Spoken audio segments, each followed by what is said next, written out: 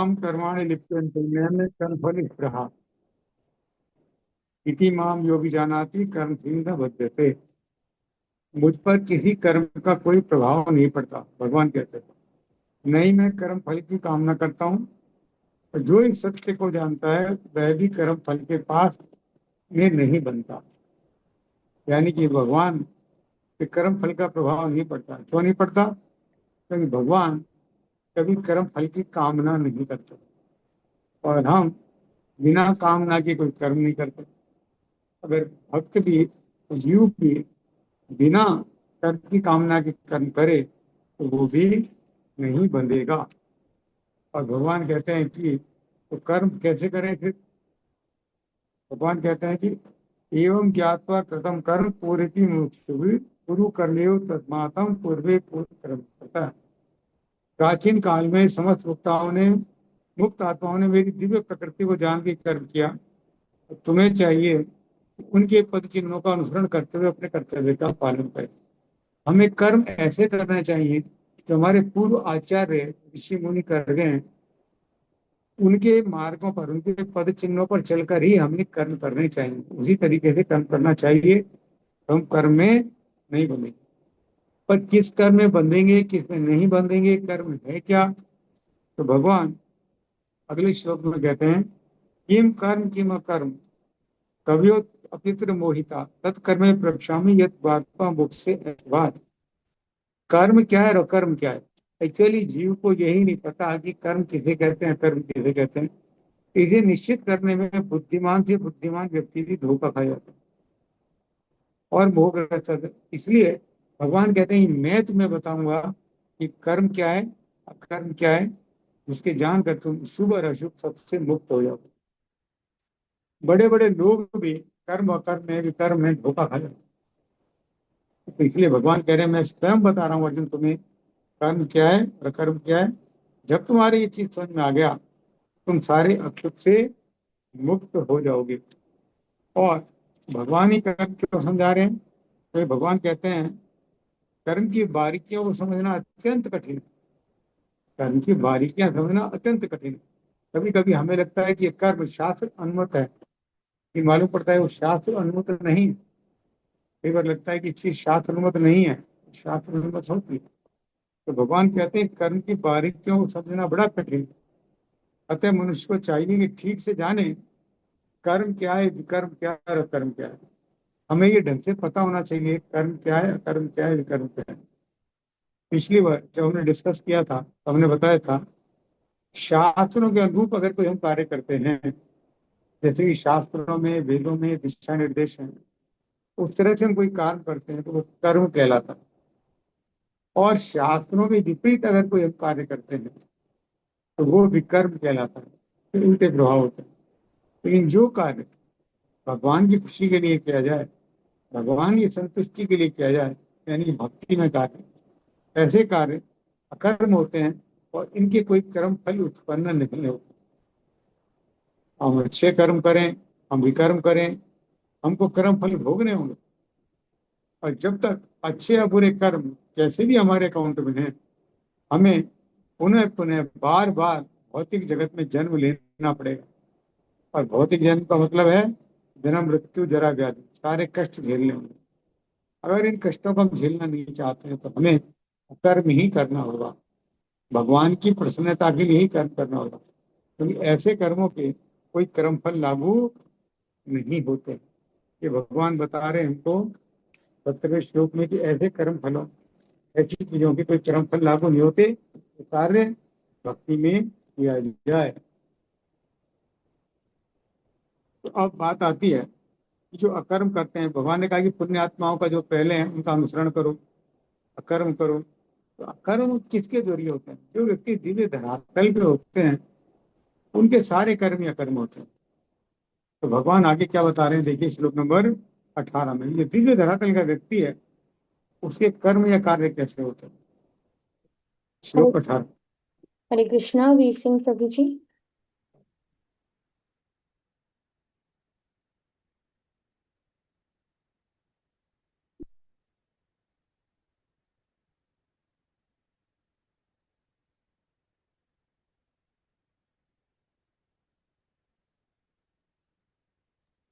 वीर सिंह प्रभु जी, आप अनम्यूट कीजिए।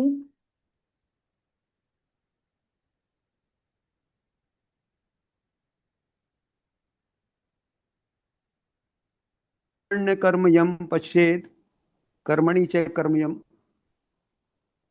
स बुद्धिमान मनुष्येषु स युक्तम कुत्सन कर्म कृत। कर्मणि कर्म में अकर्म, अकर्म ये जो पश्येता है, अकर्मणि अकर्म में च भी कर्म सकाम कर्म वह ये जो स वह बुद्धिमान, बुद्धिमान है मनुष्येषु मानव समाज में, स वह युक्तम दिव्य स्थिति को प्राप्त कृत कृत कर्म कृत सारे कर्मों में लगा रहकर भी। जो मनुष्य कर्म में अकर्म और अकर्म में कर्म देखता है वह सभी मनुष्यों में बुद्धिमान है और सब प्रकार के कर्मों में प्रवृत्त रहकर भी दिव्य स्थिति में रहता है। तात्पर्य: कृष्ण भावना मृत में कार्य करने वाले व्यक्ति स्वभावतः कर्म बंधन से मुक्त होता है। उसके सारे कर्म कृष्ण के लिए होते हैं, अतः कर्म के फल से उसे कोई लाभ या हानि नहीं होती। फलस्वरूप वह मानव समाज में बुद्धिमान होता है। यद्यपि वह कृष्ण के लिए सभी तरह के कर्मों में लगा रहता है। अकर्म का अर्थ है कर्म के फल के बिना। निर्विशेषवादी इस भय से सारे कर्म करना बंद कर देता है कि कर्म फल उसके आत्म साक्षात के मार्ग में बाधक ना हो। किंतु सगुणवादी अपनी इस स्थिति से भली भांति परिचित रहता है कि वह भगवान का नित्य दास है, अतः वह अपने आप को कृष्ण भावनामृत के कार्यों में तत्पर रखता है। चूंकि सारे कर्म कृष्ण के लिए किए जाते हैं, अतः इस सेवा के करने में उसे दिव्य सुख प्राप्त होता है। जो इस विधि में लगे रहते हैं वे व्यक्तिगत इंद्रिय तृप्ति की इच्छा से रहित होते हैं। कृष्ण के प्रति उसका नित्य दास भाव उसे सभी प्रकार के कर्म फल से मुक्त करता है। हरे कृष्णा प्रभु जी। तो यहाँ भगवान कह रहे हैं, जो कर्म में अकर्म को और अकर्म में कर्म को देखता है भगवान, तो उसकी दिव्य स्थिति रहती है। अब हमने तो ये पढ़ा अभी पिछले श्लोकों में, शास्त्रों के अनुरूप जो कर्म होते हैं वो कर्म कहलाते हैं, और ऐसे कर्मों के अच्छे फल मिलते हैं, पुण्य कर्म मिलते हैं, और उनको भी हमें भोगने आना पड़ता है। और अकर्म जो भगवान की सेवा के लिए कार्य किए जाएं, उनका कोई कर्म फल जनित नहीं होता। अब यहाँ कहा जा रहा है कि कर्म में अकर्म को और अकर्म में कर्म को देखता है, यानी कि ऐसा व्यक्ति जिसके कर्म और अकर्म में कोई फर्क नहीं है। अगर कोई व्यक्ति दिव्य धरातल पर है, भगवान को पूर्णतः समर्पित है, तो उसके सारे कार्य ही भगवान के लिए होते हैं। तो उसके लिए कर्म अकर्म जैसी कोई चीज नहीं होती। इसका मतलब ये है, कर्म कर्म जैसी चीज नहीं होती, यानी कि उसके सारे कार्य ही अकर्म होते हैं। अब यहाँ प्रभुपाद टीका में लिखते हैं, बहुत से मायावादी लोग या निर्विशेषवादी ये सोचकर कि अगर मैं कर्म करूंगा तो मैं बंधन में पड़ जाऊंगा, कर्म करना बंद कर देते हैं। क्योंकि भगवान पहले लिख चुके हैं कि कर्म के बिना जीव एक क्षण भी नहीं रह सकता।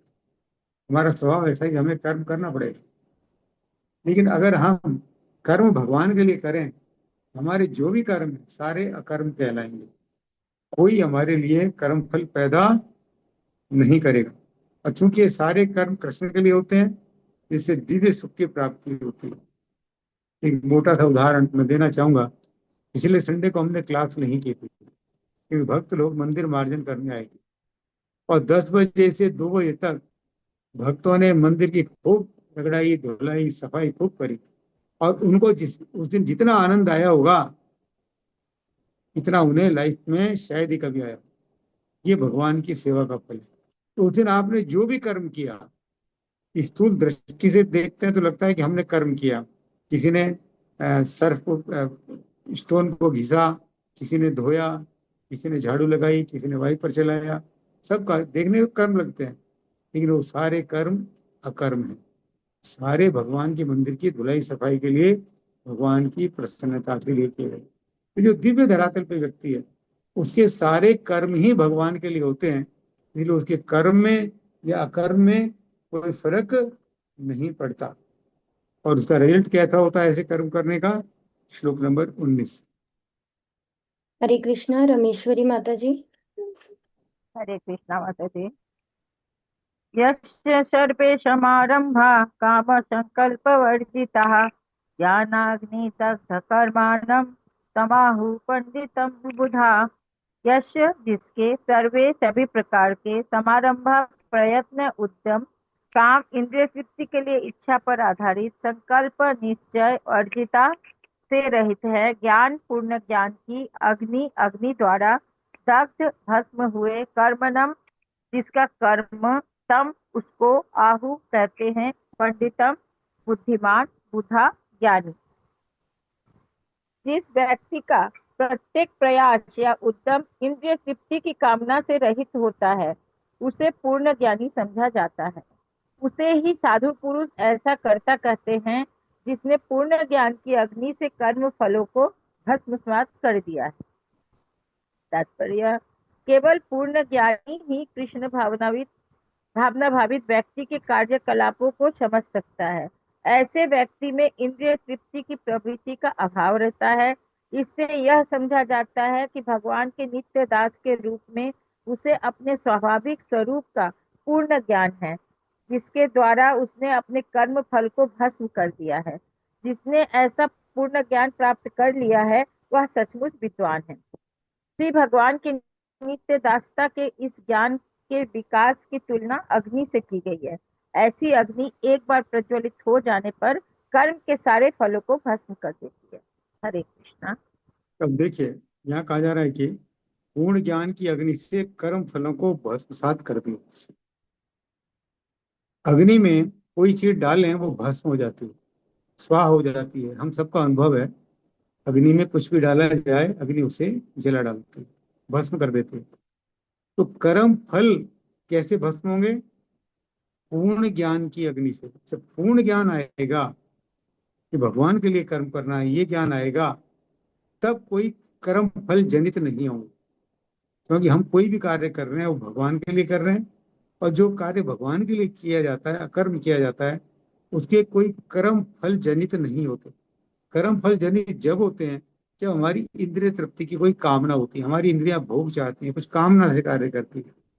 और जो ऐसा व्यक्ति दिव्य धरातल पे होता है, उसके अंदर इंद्रिय तृप्ति की कोई भावना नहीं होती, और वो सारे कार्य कृष्ण के लिए करता है। उसको ज्ञान होता है, वो जानता है इस ज्ञान से, इस कर्म से वो बंधेगा नहीं।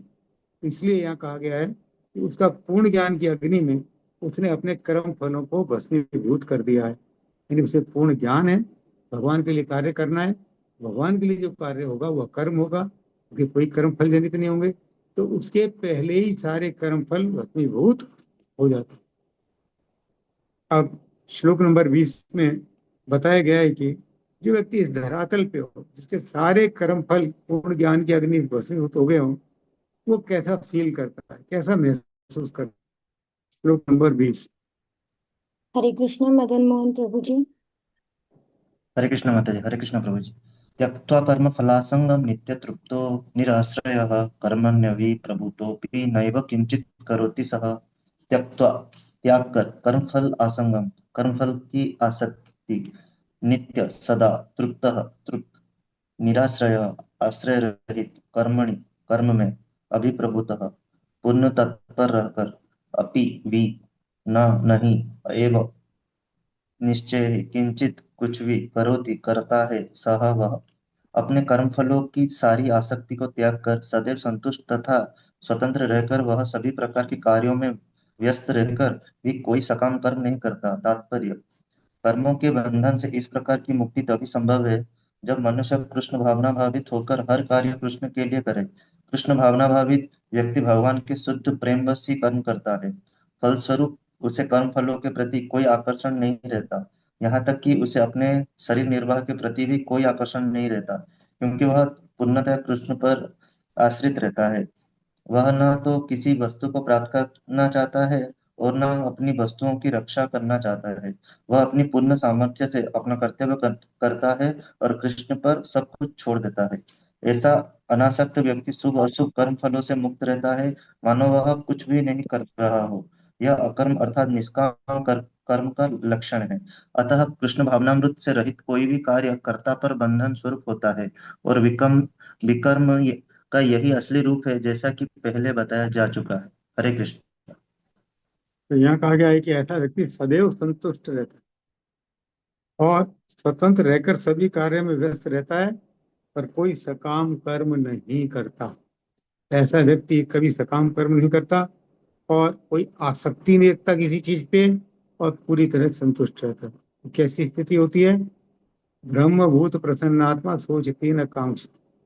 मम मद भक्ति सर्वेषु मद भक्तिम सं ब्रह्मभूत प्रसन्नात्मा सोचती न कांक्षति।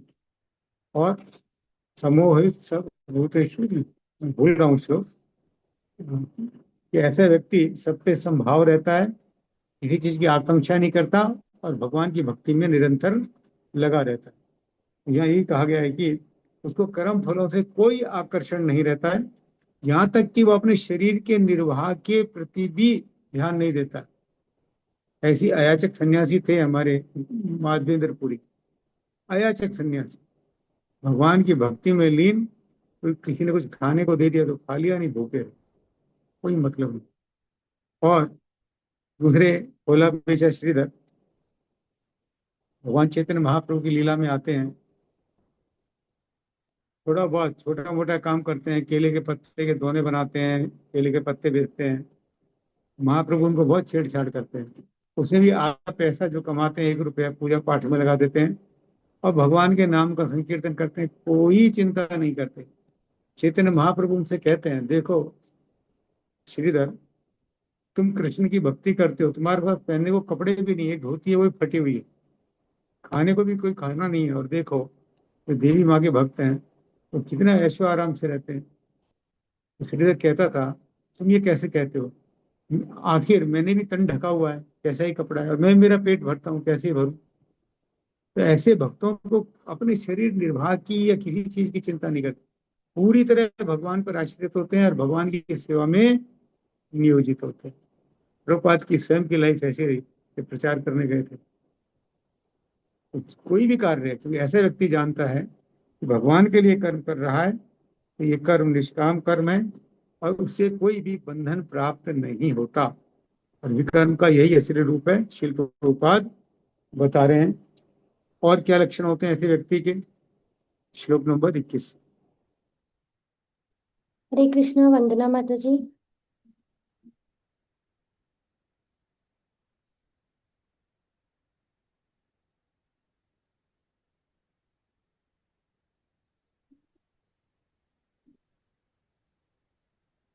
हरे कृष्ण माता जी। हरे कृष्ण प्रभु। हरे कृष्ण। निराशीर्य यच्चित्तात्मा त्यक्त सर्व परिग्रह शारीरम केवलम कर्म कुर्वन् आपनोति कल्पशम्। निराशी, फल की आकांक्षा से रहित, निष्काम, यत संयमित चित्तात्मा, मन तथा बुद्धि त्यक्त छोड़ा, सर्व समस्त परिग्रह स्वामित्व, शारीरम प्राण रक्षा, केवलम आत्म कर्म कर्म कुर्वन् करते हुए न कभी नहीं आपनोति प्राप्त करता है कल्मषम पाप पूर्ण फल। ऐसा ज्ञानी पुरुष पूर्ण रूप से संयमित मन तथा बुद्धि से कार्य करता है, अपनी संपत्ति के सारे स्वामित्व को त्याग देता है और केवल शरीर निर्वाह के लिए कर्म करता है। इस तरह कार्य करता हुआ वह पाप रूपी फलों से प्रभावित नहीं होता। तात्पर्य: कृष्ण भावना भावित व्यक्ति कर्म करते समय कभी भी शुभ या अशुभ फल की आशा नहीं रखता।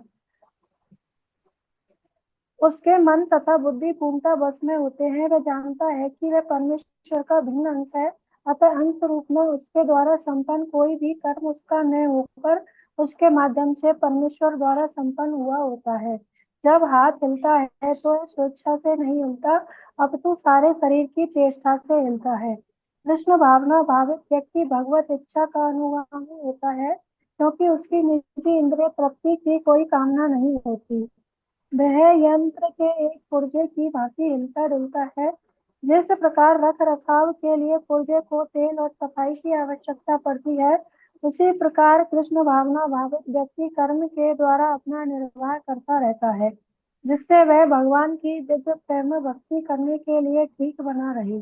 अतः वह अपने प्रयासों के फलों के प्रति निश्चेष्ट रहता है। पशु के समान ही उसका अपने शरीर पर कोई अधिकार नहीं होता। कभी कभी क्रूर स्वामी अपने अधीन पशु को मार भी डालता है, तो भी पशु विरोध नहीं करता, नहीं उसे कोई स्वाधीनता होती है। आत्म साक्षात्कार में पूर्णतः तत्पर कृष्ण भावना भावित व्यक्ति के पास इतना समय नहीं रहता कि वह अपने पास कोई भौतिक वस्तु रख सके। अपने जीवन निर्वाह के लिए उसे अनुचित साधनों के द्वारा धन संग्रह करने की आवश्यकता नहीं रहती। अतः वह ऐसे भौतिक पापों से कलमशग्रस्त नहीं होता। वह अपने समस्त कर्म फलों से मुक्त रहता है। तो ऐसा जो ज्ञानी व्यक्ति होता है, जिसे पूर्ण ज्ञान होता है, वो कैसे कार्य करता है? संयमित मन तथा संयमित बुद्धि से कार्य करता है। उसका मन उसके कंट्रोल में होता है, उसकी बुद्धि उसके कंट्रोल में होती है। आमतौर पर भौतिकतावादी व्यक्ति के मन और बुद्धि कंट्रोल में नहीं होती। ऐसा व्यक्ति पूरे संयमित मन और संयमित बुद्धि से कार्य करता है। वो किसी चीज पर अपना हक नहीं रखता। उसके पास इतना समय नहीं होता है कि वो संपत्ति रखे और उसको संभाले और उसमें टाइम वेस्ट करे। और वो केवल शरीर निर्वाह के लिए ही कर्म करता है। ये महत्वपूर्ण है।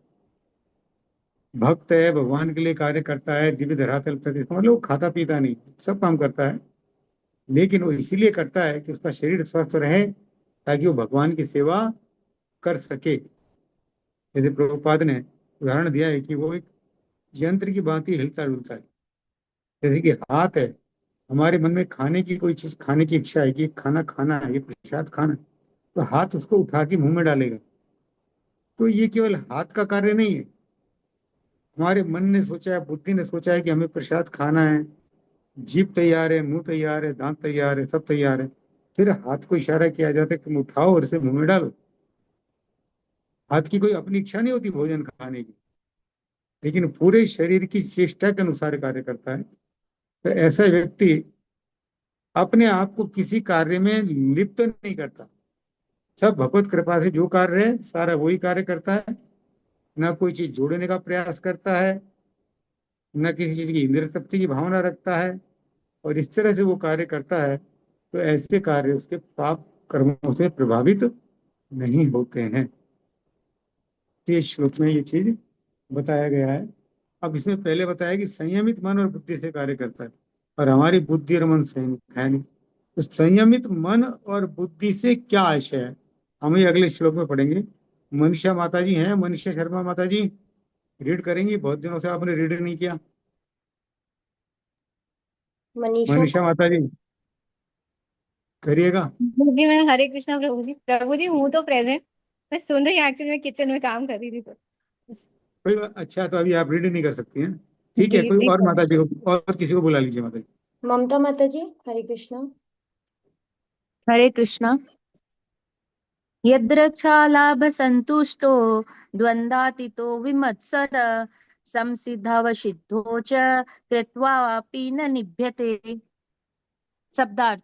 यदृच्छा स्वतः, लाभ लाभ से, संतुष्ट संतुष्ट, द्वंद द्वंद से, अतीत परे, विमत्सर ईर्षा रहित, श्रम स्थित चित, सिद्धो सफलता में, असिद्धो असफलता में, चय भी, कृत्वा करके, अपि यद्यपि, न कभी नहीं, निभ्यते प्रभावित होता है, बंधता है।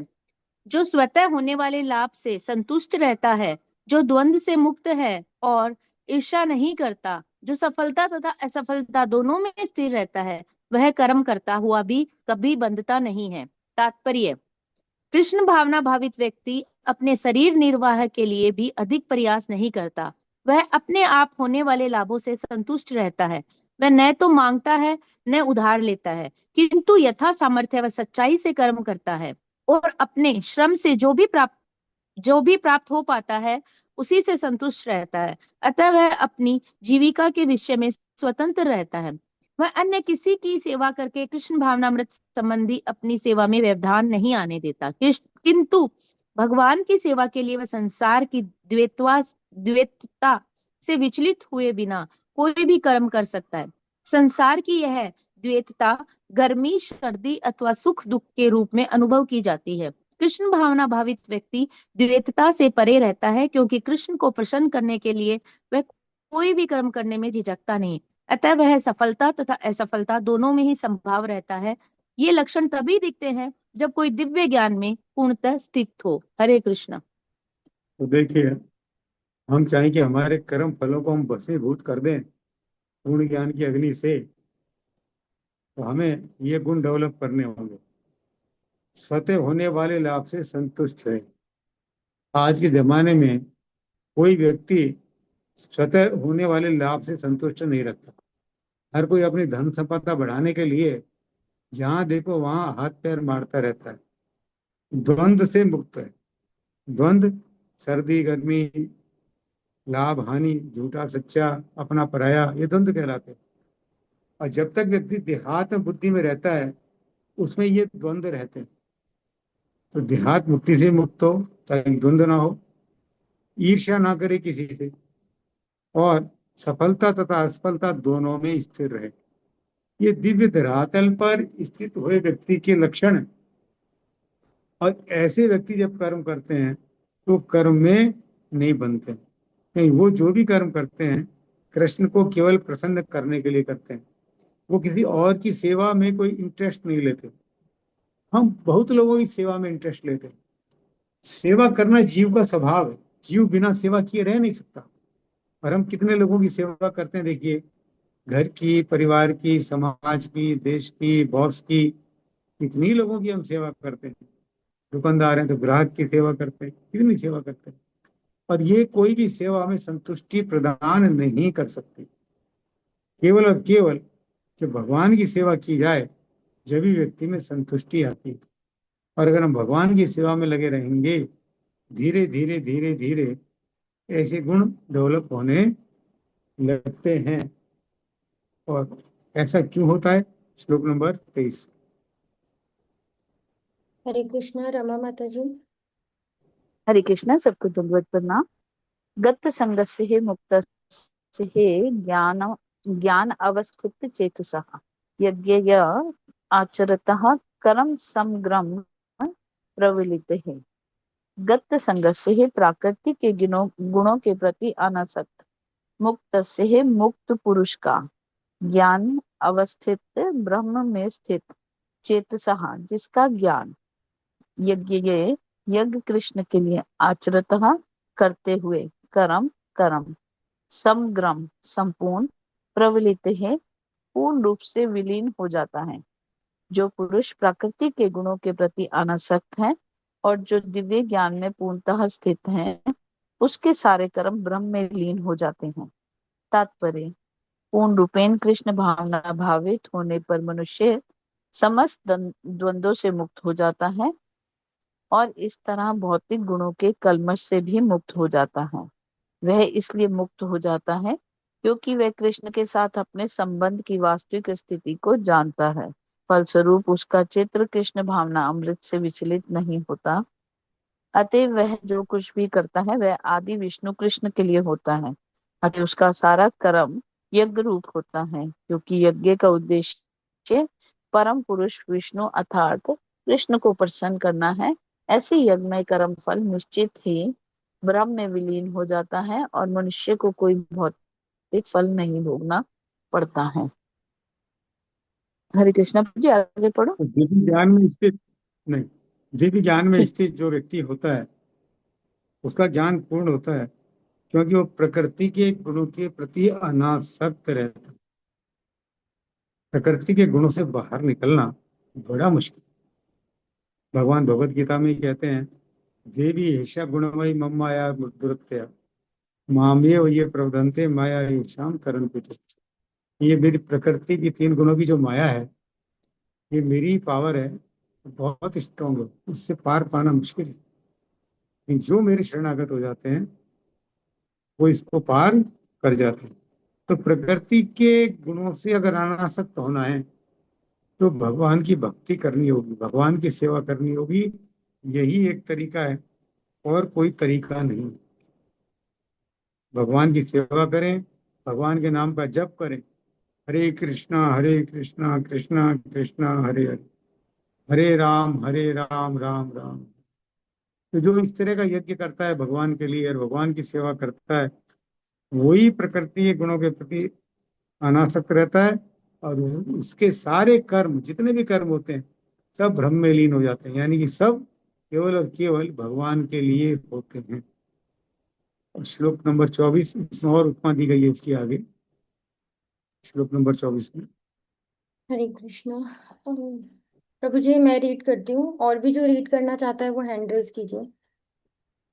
ब्रह्मर्पणं ब्रह्म हविर्ब्रह्माग्नो ब्रह्मणाहुतं ब्रह्मैव तेन गंतव्यम ब्रह्मा कर्म समाधिना। ब्रह्मा आध्यात्मिक अर्पणम अर्पण, ब्रह्मा ब्रह्मा हवि घृत, ब्रह्मा आध्यात्मिक अग्नो हवन रूपी अग्नि में, ब्रह्मणा आत्मा द्वारा हुतम अर्पित, ब्रह्मा परम धाम एव निश्चय ही तेन उसके द्वारा गंतव्यम पहुँचने योग्य, ब्रह्मा आध्यात्मिक कर्म कर्म में समाधिना पूर्ण एकाग्रता के द्वारा। जो व्यक्ति कृष्ण भावनामृत में पूर्णतया लीन रहता है उसे अपने आध्यात्मिक कर्मों के योगदान के कारण अवश्य ही भगवत धाम की प्राप्ति होती है, क्योंकि उसमें हवन आध्यात्मिक होता है और हवि भी आध्यात्मिक होती है। तात्पर्य, यहाँ इसका वर्णन किया गया है कि किस प्रकार कृष्ण भावना भावित कर्म करते हुए अंततोगत्वा आध्यात्मिक लक्ष्य प्राप्त होता है। कृष्ण भावनामृत विषयक विविध कर्म होते हैं जिनका वर्णन अगले श्लोकों में किया गया है, किंतु इस श्लोक में तो केवल कृष्ण भावनामृत का सिद्धांत वर्णित है। भौतिक कल्मश से ग्रस्त बद्ध जीव को भौतिक वातावरण में ही कार्य करना पड़ता है, किंतु फिर भी उसे ऐसे वातावरण से निकलना ही होगा। जिस विधि से वह ऐसे वातावरण से बाहर निकल सकता है वह कृष्ण भावनामृत है। उदाहरण के लिए, यदि कोई रोगी दूध की बनी वस्तुओं के अधिक खाने से पेट की गड़बड़ी से ग्रस्त हो जाता है तो उसे दही दिया जाता है जो दूध से ही बनी वस्तु है। भौतिकता में ग्रस्त बद्ध जीव का उपचार कृष्ण भावनामृत के द्वारा ही किया जा सकता है, जो यहाँ गीता में दिया हुआ है। यह विधि यज्ञ या विष्णु या कृष्ण को प्रसन्न करने के लिए किए गए कार्य कहलाती है। भौतिक जगत के जितने ही अधिक कार्य कृष्ण भावनामृत में या केवल विष्णु के लिए किए जाते हैं, पूर्ण तल्लीनता से वातावरण उतना ही अधिक आध्यात्मिक बना रहता है। ब्रह्मा शब्द का अर्थ है आध्यात्मिक। भगवान आध्यात्मिक हैं और उनके दिव्य शरीर की किरणें ब्रह्म ज्योति कहलाती हैं। यही उनका आध्यात्मिक तेज है। प्रत्येक वस्तु इस ब्रह्म ज्योति में स्थित रहती है, किंतु जब यह ज्योति माया या इंद्रिय तृप्ति द्वारा आच्छादित हो जाती है तो यह भौतिक ज्योति कहलाती है। यह भौतिक आवरण कृष्ण भावनामृत द्वारा तुरंत हटाया जा सकता है। अतएव कृष्ण भावनामृत के लिए अर्पित हवि, ग्रहणकर्ता हवा, होता तथा फल, ये सब मिलकर ब्रह्मा या परम सत्य हैं। माया द्वारा आच्छादित परम सत्य पदार्थ कहलाता है। जब यही पदार्थ परम सत्य के निमित्त प्रयुक्त होता है तो इसमें फिर से आध्यात्मिक गुण आ जाता है। कृष्ण भावनामृत मोह जनित चेतना को ब्रह्मा या परमेश्वरोन्मुख करने की विधि है। जब मन कृष्ण भावनामृत में पूरी तरह निमग्न रहता है तो उसे समाधि कहते हैं। ऐसी दिव्य चेतना में संपन्न कोई भी कार्य यज्ञ कहलाता है। आध्यात्मिक चेतना की ऐसी स्थिति में होता, हवन, अग्नि, यज्ञकर्ता तथा अंतिम फल, यह सब परम ब्रह्मा में एकाकार हो जाता है।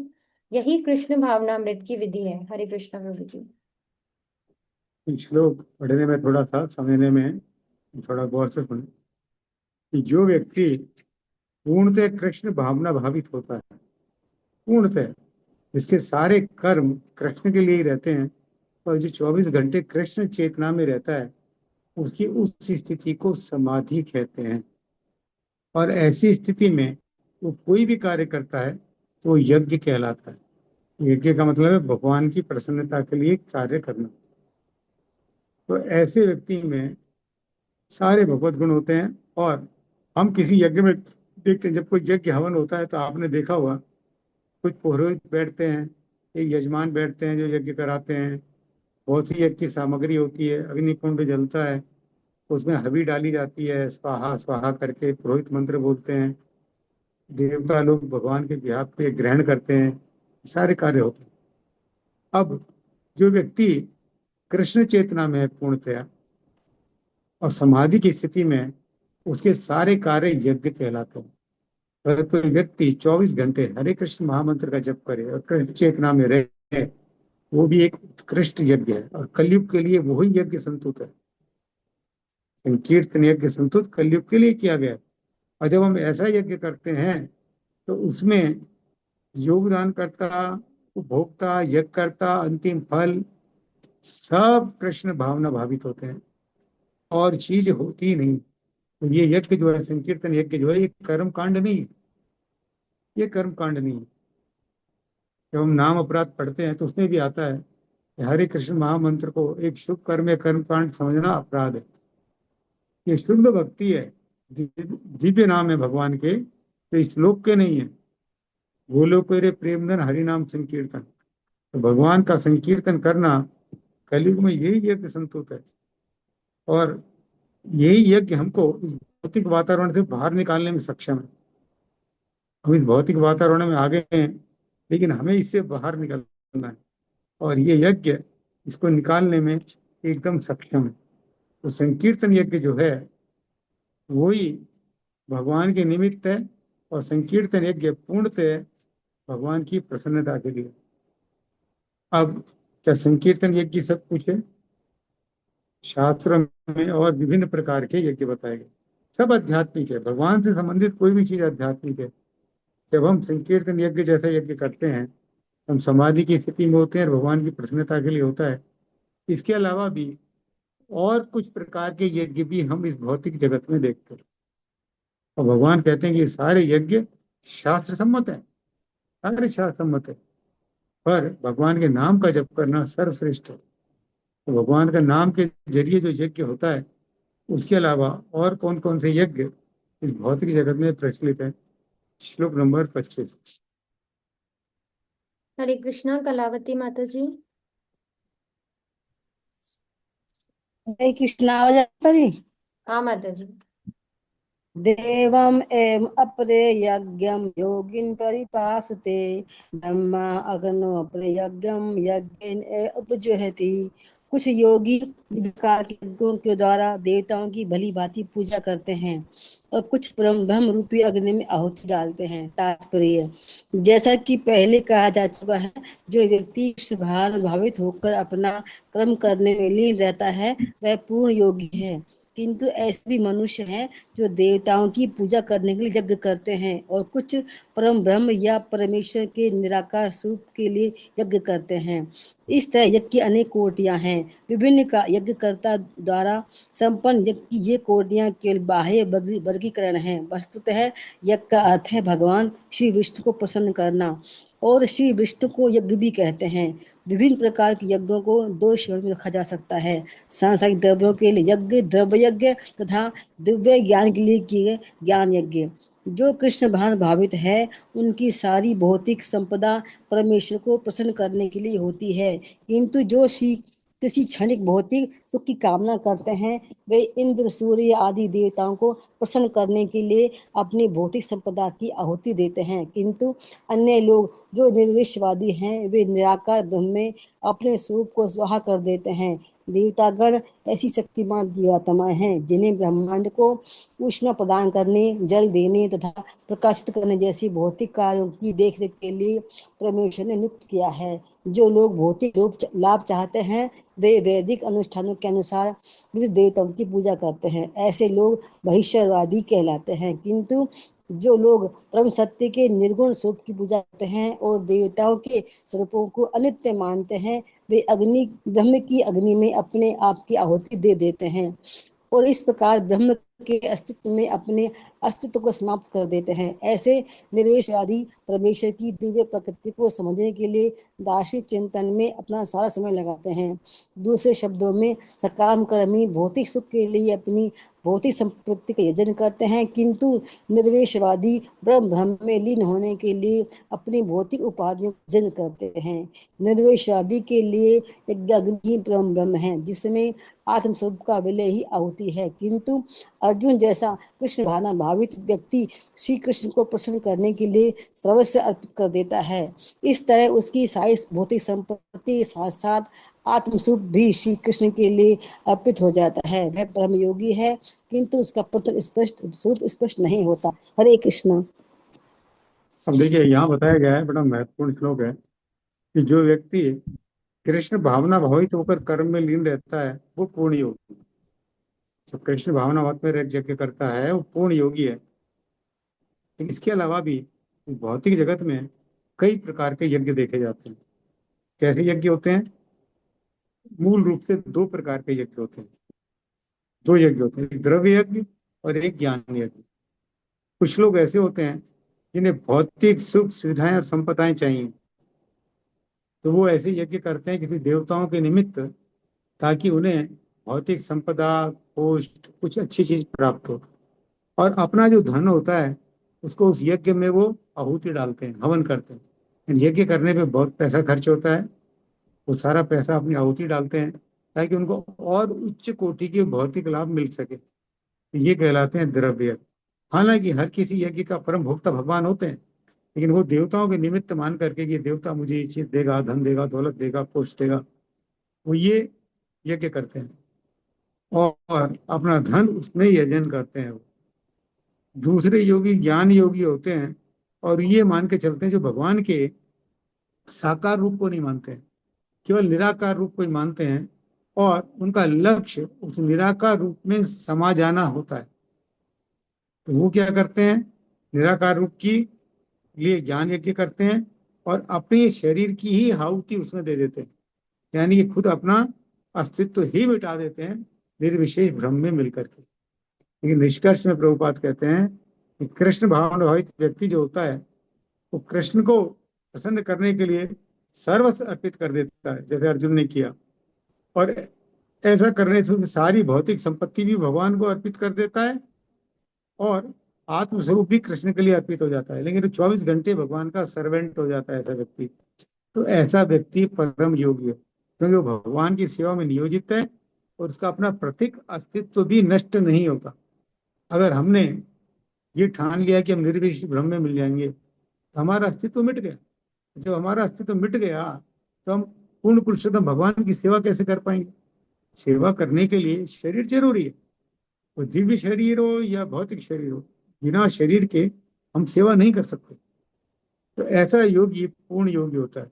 द्रव्य यज्ञ शास्त्रों में बताए गए, ठीक है, लेकिन वो भक्ति नहीं है, शुद्ध भक्ति नहीं। ज्ञान यज्ञ अपने आप को समाप्त कर लेना है तो आप भगवान की सेवा के सुख से वंचित रह जाएंगे। इसलिए कृष्ण भावना व्यक्ति जो होता है वही पूर्ण योगी होता है। इसके अलावा और प्रकार के भी यज्ञ हैं जो बताए गए हैं श्लोक नंबर 26 में। श्लोक नंबर 26। हरे कृष्णा मदन मोहन प्रभु जी। श्रोत्रादीनिन्द्रियाण्यन्ये संयमाग्निषु जुह्यति शब्दादिना विषयानन्य इंद्रियाग्निषु जुह्यति। श्रोत्र आदि श्रोत्र आदि इंद्रियाणि इंद्रियां अन्य अन्य संयम संयम की अग्निषु अग्नि में जुह्यति अर्पित करते रहें। शब्द आदि शब्द आदि विषयान इंद्रिय तृप्ति के विषयों को अन्य दूसरे इंद्रिय इंद्रियों की अग्निषु अग्नि में जुह्यति यजन करते हैं। इनमें से कुछ विशुद्ध ब्रह्मचारी सब सर्वाणादि क्रियाओं तथा इंद्रियों को मन की नियंत्रण रूपी अग्नि में स्वाहा कर देते हैं, तो दूसरे लोग नियमित गृहस्थ इंद्रिय विषयों को इंद्रियों की अग्नि में स्वाहा कर देते हैं। तात्पर्य: मानव जीवन के चारों आश्रमों के सदस्य ब्रह्मचारी, गृहस्थ, वानप्रस्थ और सन्यासी पुण्ययोगी बनने की निमित्त है। मानव जीवन पशुओं की भांति इंद्रिय तृप्ति के लिए नहीं बना है। अतः मानव जीवन के चारों आश्रम इस प्रकार व्यवस्थित है कि मनुष्य आध्यात्मिक जीवन में पूर्णता प्राप्त कर सके। ब्रह्मचारी या शिष्यगण प्रामाणिक गुरु की देखरेख में इंद्रिय तृप्ति से दूर रहकर मन को वश में करते हैं। वे कृष्ण भावनामृत से संबंधित शब्दों को ही सुनते हैं। श्रवण ज्ञान का मूलाधार है, अतः शुद्ध ब्रह्मचारी सदैव हरे नामानुकीर्तनम अर्थात भगवान के यश के कीर्तन तथा श्रवण में ही लगा रहता है। वह सांसारिक शब्द ध्वनियों से दूर रहता है और उसकी श्रवणेंद्रिय हरे कृष्ण की आध्यात्मिक ध्वनि को सुनने में ही लगी रहती है। इसी प्रकार से गृहस्थ भी जिन्हें इंद्र तृप्ति की सीमित छूट है, बड़े ही संयम से इन कार्यों को पूरा करते हैं। यौन जीवन, मादक द्रव्य सेवन और मांसाहार मानव समाज की सामान्य प्रवृत्तियां हैं, किंतु संयमित गृहस्थ कभी भी यौन जीवन तथा अन्य इंद्रिय तृप्ति के कार्यों में अनियंत्रित रूप से प्रवृत्त नहीं होता। इसी उद्देश्य से प्रत्येक सभ्य मानव समाज में धर्म विवाह का प्रचलन है। यह संयमित अनासक्त यौन जीवन भी एक प्रकार का यज्ञ है, क्योंकि संयमित गृहस्थ उच्चतर दिव्य जीवन के लिए अपनी इंद्रिय तृप्ति की प्रवृत्ति की आहुति कर देता है। हरे कृष्ण। देखिए और यज्ञ बताए गए हैं। कुछ विशुद्ध ब्रह्मचारी श्रवणादि क्रियाओं द्वारा इंद्रियों को मन की नियंत्रण रूपी अग्नि में स्वाहा कर देते। हम यज्ञ का मतलब क्या डालते हैं कि हवन कुंड में कुछ चीज डाली, स्वाहा, और वो भस्म हो गई, स्वाहा। तो जो ब्रह्मचारी होते हैं विशुद्ध, वो 24 घंटे कृष्ण चेतना में रहते हैं और भगवान के नाम का कीर्तन करते हैं और उसे ही सुनते हैं। वो सांसारिक ध्वनियों को नहीं सुनते हैं। इसलिए कहा जाता है कि उन्होंने श्रवण आदि क्रियाओं तथा इंद्रियों को मन की नियंत्रण रूपी अग्नि में स्वाहा कर दिया। वो अपने मन को इतना नियंत्रण में कर लेते हैं कि इंद्रियों को इधर उधर भटकने नहीं देते। उनकी सारी इंद्रियां भगवान की सेवा में नियोजित रहती हैं, स्वर्ण कीर्तन में लगी रहती हैं, मन कंट्रोल में रहता है। इसलिए कहा जाता है कि स्वर्ण क्रिया के द्वारा उन्होंने अपने मन की नियंत्रण रूपी अग्नि में स्वाहा कर दिया। कुछ क्लियर हुआ कि वो भगवान के नाम का ही श्रवण करते हैं, और नाम का श्रवण करते हैं तो इसलिए और किसी को नहीं सुनते। इसके लिए उनका मन और इंद्रियां कंट्रोल होती हैं, यानी कि उन्होंने अपने मन और इंद्रियों को श्रवण क्रिया में स्वाहा कर दिया, उसमें जला डाला। अब उनका मन और इंद्रियां उन्हें परेशान नहीं करती हैं, वे केवल भगवान का नाम का कीर्तन करते हैं और सुनते हैं। और दूसरा आया है इसमें नियमित गृहस्थ। नियमित गृहस्थ कैसे यज्ञ करते हैं? यहाँ लिखा गया है कि गृहस्थ जीवन में भी यौन जीवन, मादक सेवन, मांसाहार, बहुत सी प्रवृत्तियां हैं लोगों में गलत। इन सबको जो रोकता है वो संयमित गृहस्थ कहलाता है। जो प्रभुपाद ने 4 नियम बताए हैं, उन 4 नियमों को जो पालन करता है वो संयमित गृहस्थ कहलाता है। और ऐसा संयमित गृहस्थ जो होता है वो अनियंत्रित इंद्रिय तृप्ति के कार्यों में नहीं लगता कभी भी। यानी कि वो यौन संबंध भी बहुत ही लिमिटेड। कहा जाता है कि जब संतान उत्पन्न करना हो तभी व्यक्ति को यौन संबंध स्थापित करना चाहिए, अन्यथा नहीं करना चाहिए। इसलिए प्रभुपाद कह रहे हैं कि एक सभ्य समाज में विवाह का तरीका है, विवाह का विधान है। पशुओं की योनि में कोई विवाह शब्द नहीं होता, लेकिन मनुष्य एक सभ्य व्यक्ति है, इसलिए विवाह का प्रावधान है कि व्यक्ति अपनी विवाहिता स्त्री के साथ ही, या स्त्री अपनी विवाहिता पति के साथ ही संपर्क रखे, दूसरे से ना रखे। और जब आदमी मन को इतना कंट्रोल करता है कि वो दूसरे की तरफ भटकने नहीं देता है, अपने विवाहित पति और पत्नी से संपर्क रखता है, तो इसलिए कहा जाता है कि उसने अपनी इंद्रियों को अग्नि में स्वाहा कर दिया। उसने अपनी इंद्रियों को इधर उधर दूसरे स्त्री या पुरुष की ओर भटकने नहीं दिया है, उसको कंट्रोल में कर रखा है। तो ये भी एक यज्ञ कहलाता है। हम समझते हैं कि हम गृहस्थ हैं, हमको यज्ञ नहीं करते, हम भी यज्ञ कर रहे हैं। अगर हमारी इंद्रियां संयमित हैं, इधर उधर यौन संपर्क के लिए नहीं देख रहे हैं, तो ये समझिए कि हम इंद्रियों को कंट्रोल किए हुए हैं और हमने इंद्रियों को यज्ञ में स्वाहा कर दिया। यानी कि इसके जरिए हम इंद्रियों को कंट्रोल करें। तो गृहस्थ भी यज्ञ करता है, ब्रह्मचारी भी अपनी तरह यज्ञ करता है। तो आगे दूसरे योगियों के बारे में बताया गया है कि वो कैसे क्या करते हैं। श्लोक नंबर 27। हरे कृष्णा। ममता माता जी।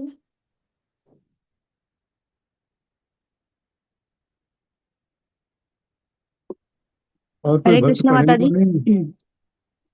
सर्वाणि इंद्रिय कर्माणि प्राण कर्माणि चापरे आत्म संयम योगाग्रो जुह्यति ज्ञान दीपते। शब्दार्थ सर्वाणि सारी, इंद्रिय इंद्रियों के, कर्माणि कर्म, प्राण कर्माणि प्राण वायु के कार्य को, च भी अपरे अन्य, आत्म संयम मनोनिग्रह को, योग संयोजन विधि, अग्रो अग्नि में, जुह्यति अर्पित करते हैं, ज्ञान दीपते आत्म साक्षात्कार की लालसा के कारण। दूसरे जो मन तथा इंद्रियों को वश में करने आत्म साक्षात्कार करना चाहते हैं, संपूर्ण इंद्रियां तथा प्राण वायु के कार्य को संयमित मन रूपी अग्नि में आहुति कर देते हैं।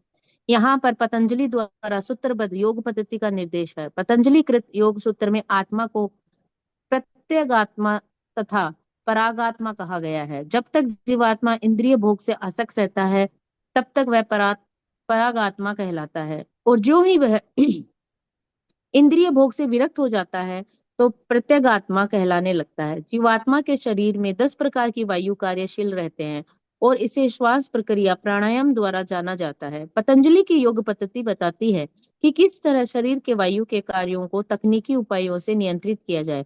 जिससे अंततः वायु के सभी आंतरिक कार्य आत्मा को भौतिक आसक्ति से शुद्ध करने में सहायक बन जाए। इस योग पद्धति के अनुसार प्रत्यगात्मा ही चरम उद्देश्य है। यह प्रत्यगात्मा पदार्थ की क्रियाओं से प्राप्त की जाती है। इंद्रियां इंद्रिय विषयों से प्रतिक्रिया करती है तथा कान सुनने के लिए, आंख देखने के लिए, नाक सूंघने के लिए, जीभ स्वाद के लिए तथा हाथ स्पर्श करने के लिए है। और ये सब इंद्रियां मिलकर आत्मा को बेहतर कार्यों में लगी रहती है। ये ही कार्य प्राण वायु के व्यापार क्रियाएं हैं। अपान वायु के नीचे की ओर जाती है, व्यान वायु से संकोच तथा प्रसार होता है, समान वायु से संतुलन बना रहता है और उद्दान वायु ऊपर की ओर जाती है,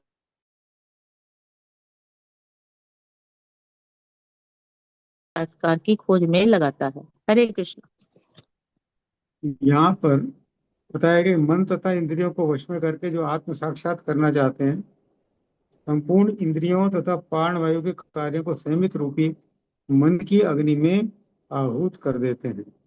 यहाँ पर ये पतंजलि योग सूत्र की बात बताई गई है कि कुछ लोग मन और इंद्रियों को कंट्रोल करते हैं प्राण वायु के जरिए, कुछ आसनों के जरिए, कुछ श्वसन क्रियाओं के जरिए इंद्रियों को कंट्रोल किया जाता है, इंद्रियों को शुद्ध किया जाता है ताकि आत्मा जो है वो प्रत्यात्मा बन जाए। जो ही आत्मा इंद्रिय भोग से विरत हो जाती है वो प्रत्यगात्मा कहलाती है। यानी कि इन आसनों का उपयोग इंद्रियों को इंद्रिय विषयों से विरत करना है ताकि आत्मा का स्वभाव जागृत हो सके। आज हम देखते हैं हर पार्क में कहीं ना कहीं पतंजलि योग विधि का संचालन होता है।